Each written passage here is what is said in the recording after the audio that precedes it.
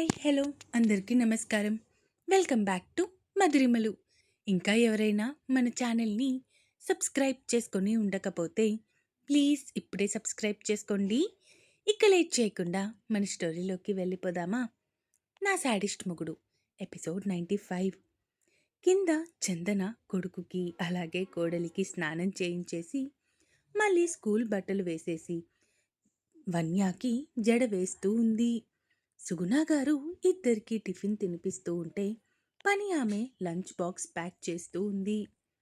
అత్తయ్య, మీరు వీళ్ళకి తినిపించేయండి, నేను దివిత్ నిద్ర లేచాడో లేదో చూస్తాను అంటూ అక్కడి నుంచి గది వైపు వెళ్ళింది చందన.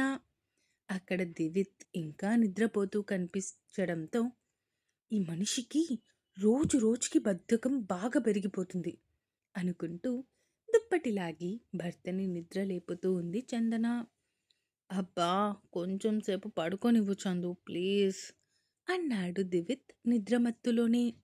దివిత్, ఇంకా పడుకుంటే ఎలా? పిల్లల్ని స్కూల్కి డ్రాప్ చేయాలి కదా. ఈ రోజుకి నువ్వు డ్రాప్ చేయవా ప్లీజ్ అడిగాడు రిక్వెస్టింగ్గా.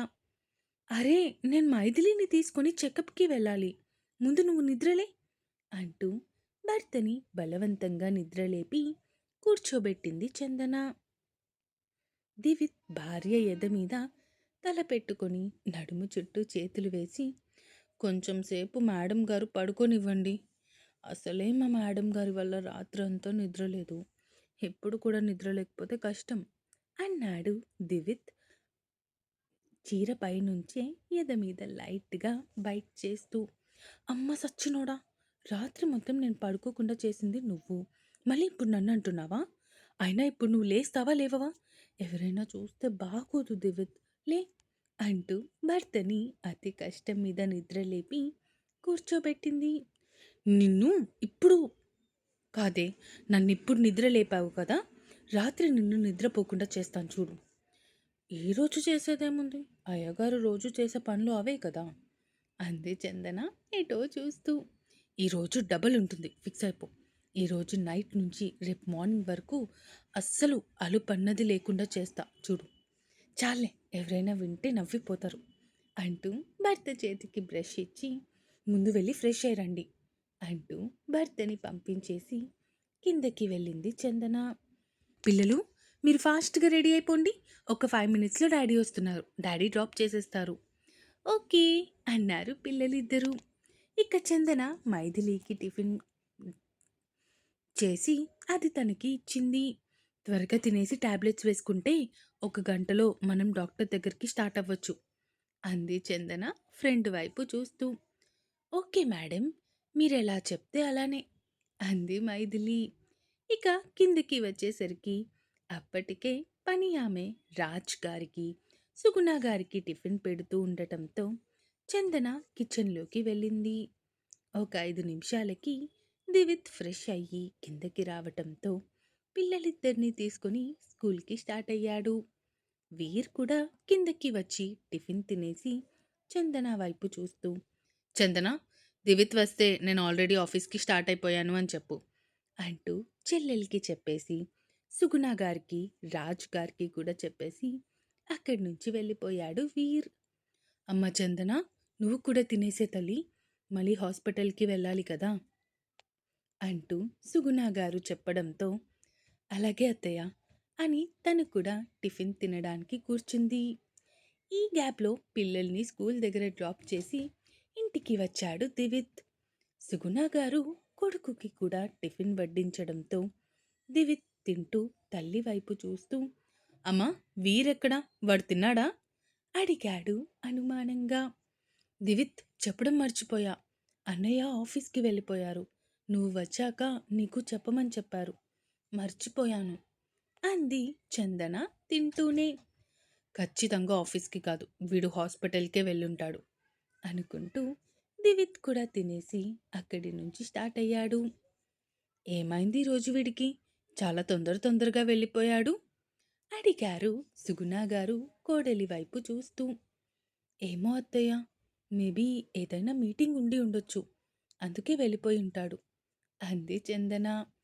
సరే, మీరిద్దరూ కూడా స్టార్ట్ అవుతారా అడిగారు సుగుణ గారు. ఆ మాటకి చందన వాచ్ వైపు చూసి, లేదత్తయ్య, ఇంకా టైం ఉంది. ఒక అరగంట ఆగి స్టార్ట్ అవుతాము అంటూ రెడీ అవ్వడానికి తన రూమ్లోకి వెళ్ళిపోయింది. ఇక్కడ కార్ స్టార్ట్ చేసిన దివిత్ వీర్కి ఫోన్ చేశాడు. హలో చెప్పు. రేయ్ ఎక్కడున్నావ్రా అడిగాడు దివిత్. హాస్పిటల్లోనే ఉన్నాను. అదేంటంటే నైట్ నాకు నేను డ్రెస్సింగ్ చేసుకోవడం వల్ల అది సరిగ్గా స్టెబుల్గా ఉండట్లేదు. మార్నింగ్ లేచేసరికి డ్రెస్సింగ్ జరిగిపోయింది. అందుకే ఆఫీస్కి వెళ్ళే ముందు ఒకసారి వచ్చి డ్రెస్సింగ్ చేయించుకుంటే బెటర్ అనిపించింది. సరే నేనొస్తున్నాను. రేయ్ రేయ్ ఏం అవసరం లేదు. నువ్వు ఆఫీస్కి వెళ్ళు, నేను ఆఫీస్కి వచ్చేస్తాను. సరే అంటూ కాల్ కట్ చేసి ఇక ఆఫీస్ వైపు వెళ్ళాడు దివిత్. ఒక అరగంటకి చందన మైథిలిని తీసుకుని హాస్పిటల్కి స్టార్ట్ అయింది. ఏమైంది మైథిలి? ఏం ఆలోచిస్తున్నావంతలా అడిగింది చందన ఫ్రెండ్ వైపు చూస్తూ. వీర్ నా దగ్గర ఏదో దాస్తున్నట్టు అనిపిస్తుంది చందు అంది మైథిలి. అవునా? ఏం దాస్తున్నాడు అన్నయ్య నీ దగ్గర అడిగింది అనుమానంగా. ఏమో, కానీ నిన్న నైట్ నుంచి తన బిహేవియర్ కొంచెం తేడాగా ఉంది. ఎప్పుడు పాపను ఎత్తుకుంటాడు. అలాంటిది మార్నింగ్ వన్య ఎత్తుకోమని చెప్పినా కూడా ఎత్తుకోలేదు.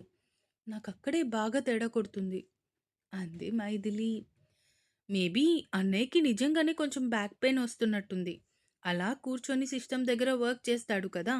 మనం అన్నీ అలా భూతద్దాల్లో పెట్టి చూడలేం కదా. మైదు, లీవ్ ఇట్. మళ్ళీ ఏమైనా అన్నయ్య అలా బిహేవ్ చేస్తే అప్పుడు మనం గట్టిగా అడిగి తెలుసుకుందాం. అంతే అంటావా చందు అడిగింది మైథిలి ఫ్రెండ్ వైపు చూస్తూ. అంతే అంటావా అంటే అంతే అంది చందన.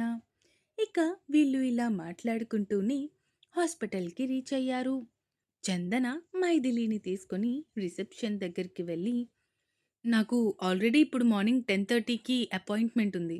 ఒకసారి చెక్ చేసి చెప్తారా? పేషెంట్ నేమ్ ఏంటి? మైథిలి. ఓకే, మీరు రూమ్ నెంబర్ 10కి వెళ్ళండి. సెకండ్ ఫ్లోర్ అటువైపు వెళ్తే లిఫ్ట్ ఉంది అంటూ రిసెప్షనిస్ట్ చెప్పడంతో అటువైపు వెళ్ళారు ఇద్దరూ. ఇక డాక్టర్ దగ్గరికి వెళ్ళేసరికి ఆమె అప్పటికే వేరే పేషెంట్ని చెక్ చేస్తూ ఉండటంతో బయటే కూర్చున్నారు ఇద్దరూ. ఒక 10 నిమిషాలకి వాళ్ళు బయటికి రావటంతో అప్పుడు లోపలికి వెళ్ళారు చందన ఇంకా మైథిలి ఇద్దరూ. నమస్తే డాక్టర్. నమస్తే, రండి కూర్చోండి అంటూ వాళ్ళని నవ్వుతూ ఇన్వైట్ చేసింది డాక్టర్. ఇప్పుడు మీకెలా ఉంది మిసెస్ మైథిలి? వామిటింగ్స్ ఏమైనా అవ్వడం, లేదంటే కళ్ళు తిరుగుతున్నట్టు అలా అనిపిస్తుందా? అడిగింది ఆమె మైథిలి వైపు చూస్తూ. వామిటింగ్స్ లాంటివి ఏమీ లేవు డాక్టర్. కాకపోతే ఒక్కొక్కసారి బాగా నీరసంగా అనిపిస్తుంది. అంతకు మించి ఇంకేం లేదు అంది మైథిలి. ఈ టైంలో కొంచెం నీరసం అనేది కామన్‌గా ఉంటుంది. స్కానింగ్ చేద్దాం అంటూ మైథిలిని తీసుకొని పక్కనే ఉన్న స్కానింగ్ రూమ్ వైపు వెళ్ళింది డాక్టర్. వాటర్ కొంచెం ఎక్కువగా తీసుకోండి అంటూ వాటర్ బాటిల్ ఇచ్చి వాటర్ తాగిన తర్వాత అప్పుడు తనకి స్కానింగ్ తీసింది డాక్టర్. ఇక్కడ ఆఫీస్‌కి చేరుకున్నాడు వీర్. వీర్ ఆఫీస్‌కి రావటం తన క్యాబిన్‌లో నుంచి చూసిన దివిత్ తన పిఏ వైపు చూస్తూ, రణ్వీర్ సార్ వచ్చిన ఒక 5 మినిట్స్‌కి నాకు ఇన్ఫర్మేషన్ ఇవ్వండి అంటూ చెప్పడంతో, ఓకే సార్ అంటూ అక్కడి నుంచి వెళ్ళిపోయింది ఆమె. అవును, చందన మైథిలిని తీసుకొని హాస్పిటల్‌కి వెళ్తానన్నది కదా! వెళ్ళిందో లేదో అనుకుంటూ భార్యకి ఫోన్ చేశాడు దివిత్.